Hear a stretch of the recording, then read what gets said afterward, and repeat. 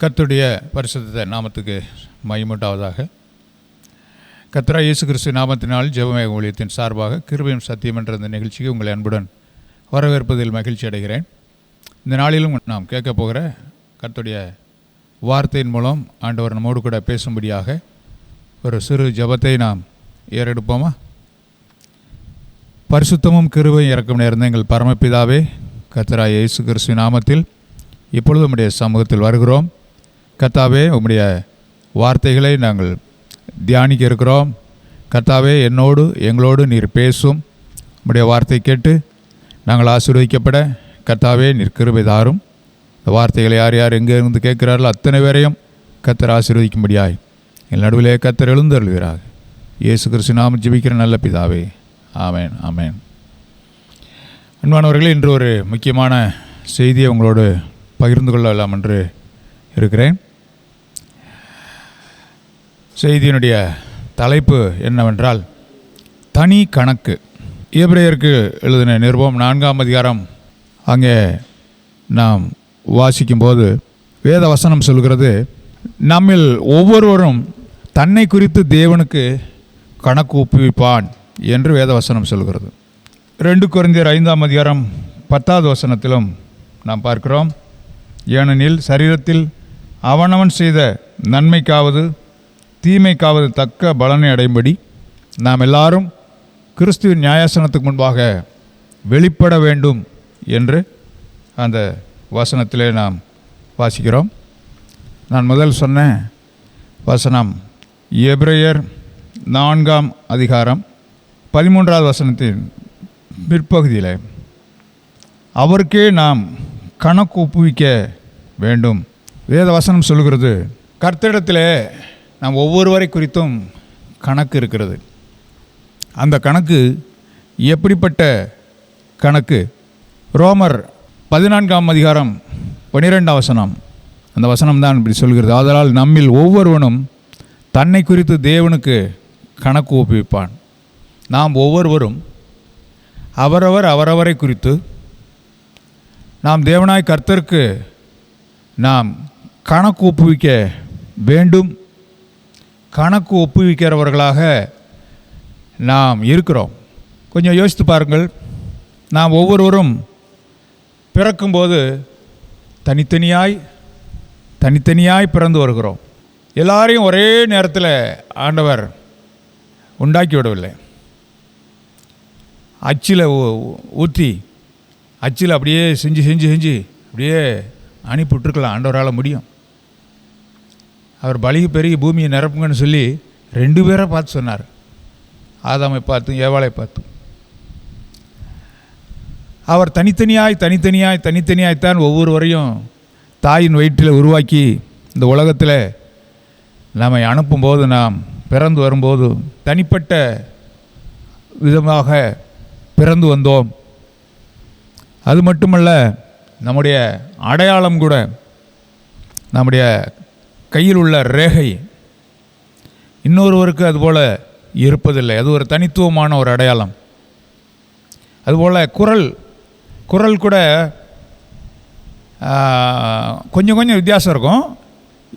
ஆனாலும் நிச்சயமாக வித்தியாசம் இருக்கும். ஒரு குடும்பத்தில் 5 பேர் என்றால் ஒவ்வொருவருடைய குரலும் வித்தியாசமாக இருக்கும். மகதலேனா மரியாள் இயேசுவின் குரலை கேட்ட உடனே தான், இவர் நம்முடைய இரட்சகர் இயேசு அல்லவா என்று குரல் அடையாளத்தை கண்டுபிடித்து தான் அவள் இயேசுவை கண்டுபிடித்தாள். அது வரைக்கும் தோட்டக்காரர் என்று எண்ணினான்.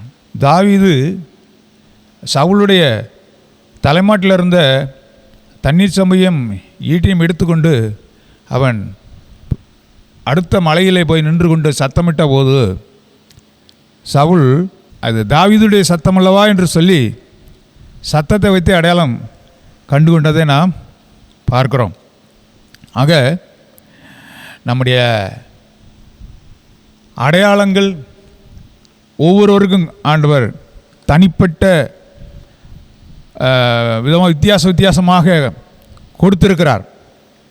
குணங்களும் கூட பாருங்கள் வித்தியாசமாக இருக்கிறது. ஒருடைய உயரம், அவருடைய எடை,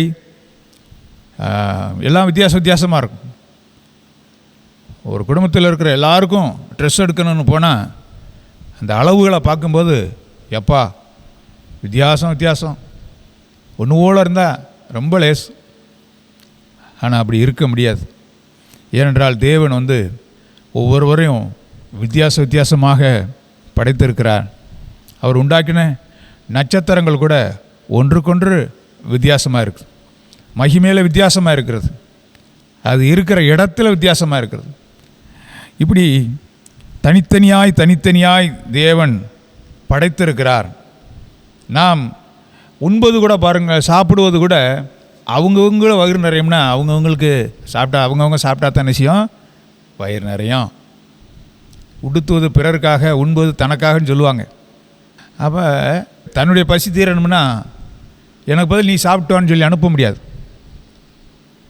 நான் கல்யாண வீட்டுக்கு போகணும், எனக்கு பதில் போய் நீ மொய் செஞ்சுட்டு வான்னு சொல்லி ஒரு ஆளை ஒன்று அனுப்பலாம். ஆனால் சாப்பிடுவது அவரவருக்கு வேண்டிய சாப்பாடை அவங்கவுங்க தான் சாப்பிடும் போல் தேவனிடத்தில் நம்ம ஒவ்வொருவரை குறித்தும் கணக்கு தனித்தனியாகவே இருக்கிறது. தாயினுடைய வயிற்றில் பிள்ளை இருக்கும்போது பிள்ளைக்காக தாய் சாப்பிடுகிறார். ஆனால் அந்த பிள்ளை பிறந்து வெளியே வந்த பிறகு அந்த பிள்ளைக்காக அந்த பிள்ளை தான் சாப்பிட வேண்டும். அதுபோல் பாருங்கள், உடுத்துவதும் கூட அவங்கவுங்களுக்கு அவங்கவுங்க தான் உடுத்திக்கிடணும். இன்னொரு ஆள் உடுத்தி விடலாம், ஆனால் அவங்களுடைய உடலை மறைக்கணும்னா அவங்கவுங்க தான் உடுத்திக்கொள்ள வேண்டும். இப்படியெல்லாம் ஒவ்வொரு காரியமும் தனிப்பட்டதாக ஆண்டவர் வைத்திருக்கிறார். அதுபோல் ஒருவருக்கு நோய் வந்தால் ஒரு மருந்து சாப்பிடுவதும், அவருக்கு நோய் வந்தால் நோய்பட்டவர் அவருக்கு சுகம் வேணும்னா அவர் தான் மருந்து சாப்பிடணும்.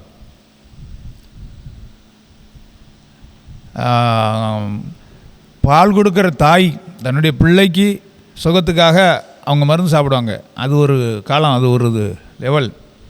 ஆனால் எல்லாரும் அப்படி அல்ல. நோய் வந்தால் யாருக்கு நோயோ அவங்க தான் மருந்து சாப்பிடணும். அவங்க தான்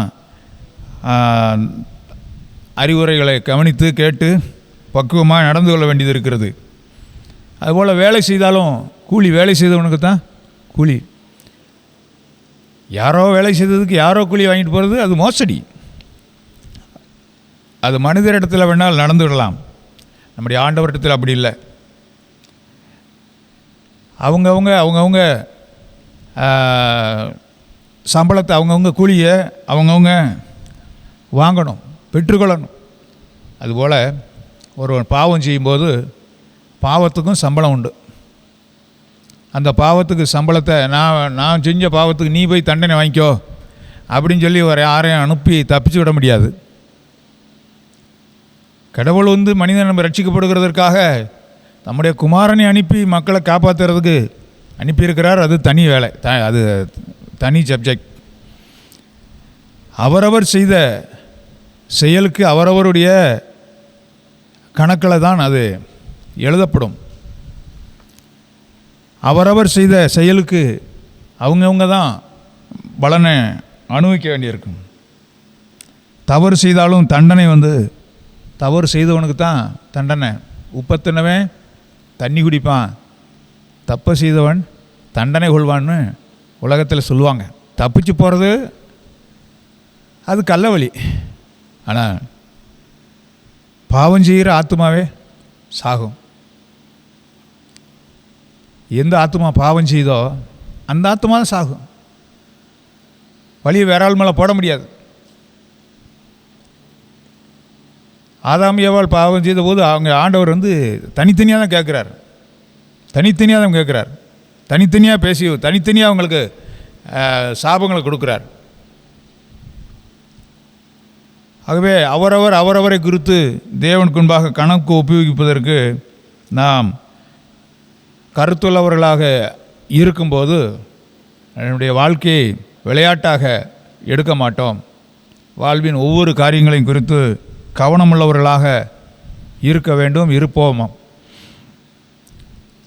நாம் உலகத்தில் கணக்கு அரசாங்கத்திலேயோ பேங்க்லேயோ எங்கேயோ ஒரு கணக்கு வைத்தா கூட அது தனித்தனியாக தான் கணக்கு. ஜாயிண்ட் அக்கௌண்ட் இருக்குது, ஆனால் தனிப்பட்ட கணக்கு இருக்குது. எங்கே போனாலும் பான் கார்டு வாங்கிட்டு வா, பான் நம்பர் கொடுங்க அப்படின்னு சொல்கிறாங்க. அப்படின்னா என்னையா அப்படின்னு தெரியாதவங்க கூட இருப்பீங்க. PAN அப்படின்னா பான், அதனுடைய முழு வார்த்தை என்னென்னா பர்சனல் அக்கௌண்ட் நம்பர் அப்படின்னு அர்த்தம். தனிப்பட்ட கணக்கு எண்கள் அப்படின்னு அர்த்தம். அதை வருமான வரி துறையிலிருந்து அந்த கார்டை கொடுப்பாங்க. எதுக்கு? நீ எவ்வளோ சம்பாரிச்சிருக்கிற, எப்படி உனக்கு வருமானம் வந்துச்சு, எப்படி இதை செலவழித்த அப்படிங்கிற ஒரு கணக்கை அரசாங்கத்துக்கு கொடுக்க வேண்டும் என்பதற்காக அப்படி ஒரு கணக்கை அரசாங்கத்தில் வைத்திருக்கிறார்கள். அதுபோல தான் பரலோக அரசாங்கம்னு ஒன்று இருக்குது, ஹெவன்லி கவர்மெண்ட் ஒன்று இருக்குது. நாம் வாழ்கிற இந்த உலக கவர்மெண்ட் இது மனுஷருடைய ராஜ்யம். பரலோக கவர்மெண்ட் ஒன்று இருக்குது, அது பூமியில் இருக்கிற அனைவரையும் கண்காணிக்கிறது. பரலோகம்தான் இந்த பூமியில் இருக்கிற எல்லா காரியங்களையும் குறித்து ஒரு நாள் நியாயத்தீர்ப்பு நாள் ஒன்று வைத்திருக்கிறது. அன்று எல்லாருக்கும் உடைய கணக்கை விசாரிக்கிற நியாயத்தீர்ப்பு நாள் என்று ஒன்று இருக்கிறது.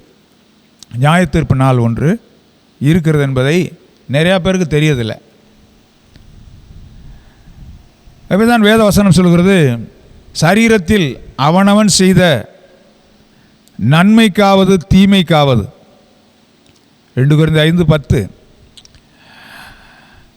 தக்க பலனை அடையும்படிக்கு நாம் எல்லாரும் கிறிஸ்துவின் நியாயாசனத்துக்கு முன்பாக வெளிப்பட வேண்டும். ஒவ்வொருவருக்கும் இருக்கிற இந்த கணக்கை பார்த்து கடவுள் என்ன செய்ய போகிறாரு? பலன் கொடுக்க போகிறார். இப்படி தெரிஞ்சிருந்தா நான் ரொம்ப கவனமாக இருந்திருப்பேன் என்று நிறைய பேர் சொல்லுவீங்க. நான் கவனமாக இருக்கிறது இதுதான். இப்போ பக்கத்தில் ஒருவர் உட்கார்ந்துருக்கிறார், அவருடைய செல் நம்பரை வாங்கி நம்ம பக்கத்தில் இருந்துகிட்டே கால் பண்ணாலும் இந்த ஃபோன்லேருந்து நேராக வாயறது கிடையாது. என்ன செய்யும்? நேராக வானத்தில் இருக்கிற செயற்கைக்கோள் சேட்டலைட்டுக்கு போய் அங்கேருந்து இங்கே வரும். அப்போ 2 பேருக்கு இடையில் ஒரு நெட்வொர்க் இருக்குது. அதே போல் தான் மனிதர்களாகிய நாம் ஒருவருக்கொருவர் பேசிக்கொள்வது, ஒருவருக்கொருவர் செய்வது, 2 பேருக்கும் இடையில் தேவன் இருக்கிறார். பரலோகத்தில் இருக்கிற தேவன் இருக்கிறார். பரலோகம் கவனிக்கிறது, நம்முடைய வார்த்தைகளை கவனிக்கிறது. வேதம் சொல்கிறது, மனுஷர் பேசும் வீணான வார்த்தைகள் யாவையும் குறித்து நியாயத்தீர்ப்பு நாளிலே கணக்கு ஒப்புவிக்க வேண்டும் என்று சொல்லி கர்த்தருடைய வார்த்தை சொல்கிறது. மத்தேயு 12:36 விதமாக எழுதியிருக்கிறது. வீணாய் பேசுகிற வார்த்தைகள், ஒருத்தருக்கும் பிரயோஜனம் இல்லாத வார்த்தைகளை வாயிருக்குன்னு பேசுகிறது, கேட்குறதுக்கு ஆள் இருக்குன்னு பேசிகிட்டே இருக்கிறது, இதெல்லாம் தேவையில்லை. எதை பேசணும்னா எதை பேசணுமா? கேட்குறவர்களுக்கு பிரயோஜனம் உண்டாகும்படி பக்தி விருத்தி உண்டாக்குகிற நல்ல காரியங்கள் உண்டானால் அதையே பேசுங்கள் என்று கர்த்தருடைய வசனம் நமக்கு சொல்லுகிறது. நாம் ஒவ்வொருவரும் தனித்தனியாகத்தான் கணக்கு ஒப்புவிக்க வேண்டும். நான் முதல்ல சொன்ன மாதிரி நம்ம பிறந்து வந்தது தனியாக, நமக்கு எல்லாமே தேவன் தனித்தனியாக கொடுத்திருக்கிறார். நாம் தனித்தனியாக பலனை பெறப்போகிறோம். ஒவ்வொருவருக்கும் ஆண்டவர் பலனை கொடுக்கிறவராக இருக்கிறார். அந்த பூமியில் ஒவ்வொரு காரியங்களுக்கும் பலன் தருகிற தேவன். ஆண்டவரிடத்தில் சேரணும்னா வேதவசனம் சொல்லுது, கர்த்தருக்கு பிரியமாக ஒருத்தர் இருக்கணும்னா அவன் எதை விசுவாசிக்கணுமா? தேவன் ஒருவர் உண்டென்றும் அவர் தம்மை தேடுகிறவர்களுக்கு பலனளிக்கிறவர் என்று விசுவாசிக்க வேண்டுமா. அப்படி விசுவாசம் இல்லாமல் தேவனுக்கு பிரியமாக இருப்பது கூடாத காரியமா. கடவுள் ஒருத்தர் இருக்கிறார், நம்மை உண்டாக்கின ஒரு தேவன் இருக்கிறார் என்று விசுவாசிக்க வேண்டுமா? அவர் தம்மை தேடுகிறவர்களுக்கு பலன் அளிக்கிறவர் என்று விசுவாசிக்க வேண்டுமா? அவன் ஒவ்வொருடைய கிரியைகளுக்கும் பலன் உண்டு. தனிப்பட்ட விதத்தில் அதை நாம் கணக்கு ஒப்புவிக்க வேண்டியவர்களாக இருக்கிறோம். வேதத்தில் ஒரு பழமொழி ஒன்று இருக்கிறது, எரேமியா 31:30, எசேக்கியேல் 18:2, எரேமியா 31:29. அங்கே பழைய பழமொழி, பிதாக்கள் திராட்சை காய்களை தின்றார்கள், பிள்ளைகளின் பற்கள் கூசி போயின. இது ஒரு பழமொழி. கசப்பான திராட்சை காய்களை தின்னாங்கன்னா பிள்ளைகளுடைய பல்லு என்ன சும்மா கூசுமா? நம்ம புளியங்காயை சாப்பிட்டோம்னா அல்லது ஒரு லெமனு எலுமிச்சம்பழத்தை கடித்தா யார் கடிக்கிறாங்களோ அவங்களுக்கு தான் என்ன செய்யும்? கூசும். அவள் பழமொழி எப்படி இருந்துச்சு? பிதாக்கள் திராட்சை காய்களை தின்றார்கள், பிள்ளைகளின் பற்கள் கூசி போயின. அப்படின்னா என்ன? நீ செய்கிறது உனக்கு, நீ செய்வது உன்னுடைய செயல் உனக்கு பலனை கொண்டு வரும்.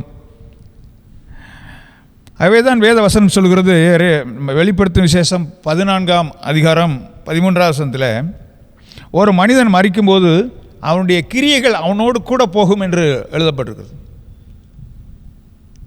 மனிதன் இந்த உலகத்தில் வாழுகிற நாட்களில் அவன் செய்கிற செயல்கள் அவனுடைய வாழ்க்கையில் ஒரு நாள் நியாயத்தீர்ப்பு நாள் ஒன்று உண்டு அல்லவா, அந்த நாளுக்கு வைக்கப்பட்டிருக்கிறது.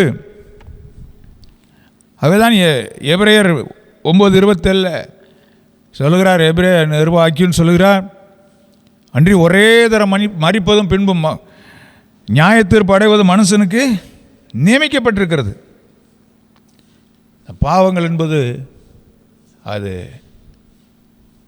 பாவம், அதை வேதம் கடனுக்கு ஒப்பாக சொல்லுகிறது.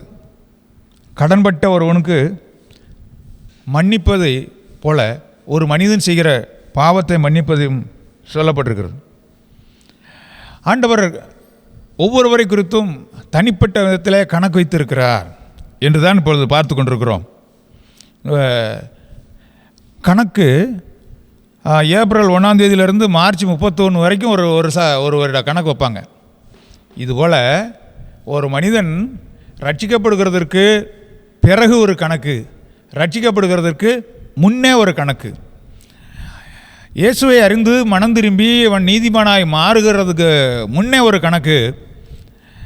அவன் கர்த்தராய் இயேசு கிறிஸ்துவை ஏற்றுக்கொண்டு, நான் ஒரு பாவி, நான் இனி பாவம் செய்யாமல் இருக்க விரும்புகிறேன், நான் செய்த பாவங்களை மன்னிச்சிருங்க இயேசுவே, உங்கள் ரத்தத்தினால் கழுவுங்க, நீ உங்கள் பிள்ளையாக மாற்றுங்க, நீதிமானாக மாற்றுங்க அப்படின்னு சொல்லி அவன் தன்னுடைய வாழ்க்கையில் கடந்த கால பாவங்களை அறிக்கை செய்து மன்னிப்பு பெற்றுக்கொள்ளும்போது கடந்த கால கணக்கு, பாவ கணக்கு மன்னிக்கப்படுகிறது, அது கழித்தல் ஆகிவிடுகிறது.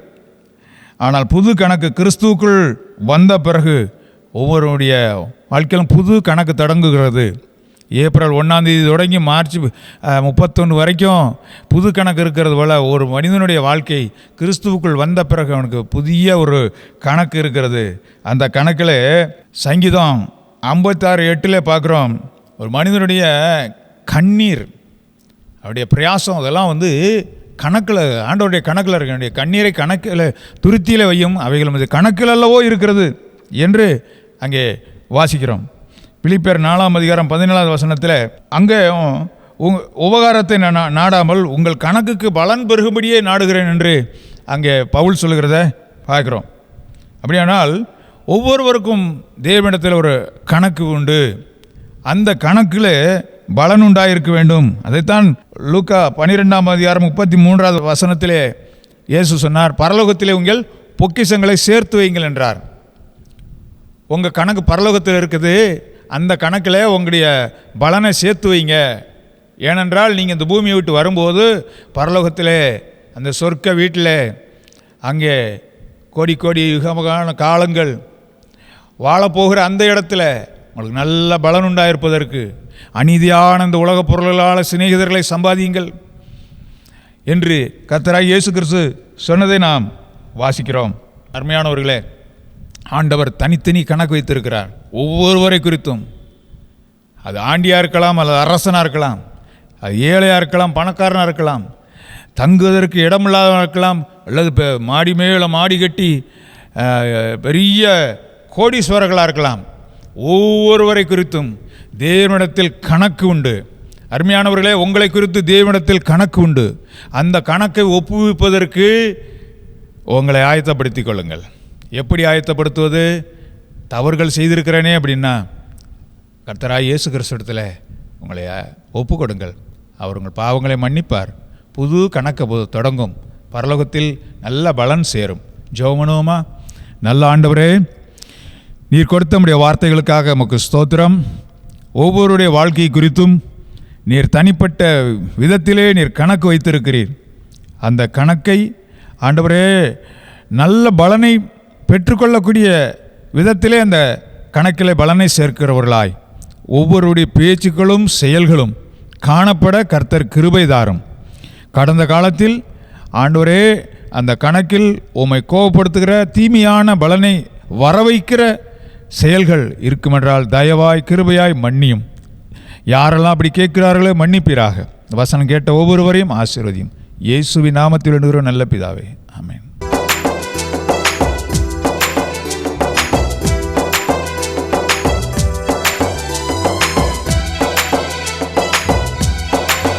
Our address: Brother B.